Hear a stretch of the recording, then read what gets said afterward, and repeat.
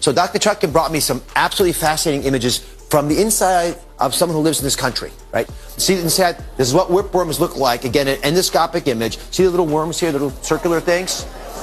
And they're sort of biting into the gut and they're eating away at the inside. Can you all see this? Yes, I thought you might notice this. So Dr. Chutkin, how do these parasites cause anemia? So what you're showing here is whipworm, otherwise known as trichurias. And this patient had no idea that she was infected with thousands of these little worms. They burrow into the wall of the intestines and they literally suck your blood. So they absorb blood, they eat it up, and you become anemic, and that leads to fatigue.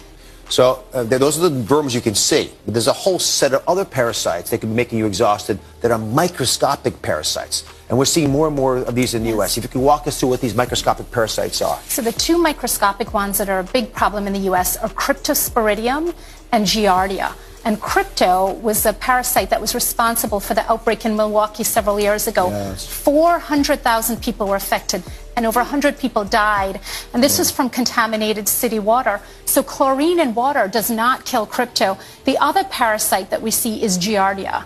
Now, we think of Giardia as something that campers and backpackers get, but Giardia is incredibly common in daycare centers, nursing homes also, so anybody who's handling stool on a regular basis. In fact, we found that 20 to 30% of daycare center workers might be infected with Giardia, and many of them are asymptomatic. They have no symptoms, but they're infectious. They can pass the Giardia on to children. The children then take it home. And so what we're finding is that people who have chronic conditions, irritable bowel syndrome, for example, something I see in my office every day, is that a large percentage of those patients are actually infected with parasites that are responsible for the symptoms.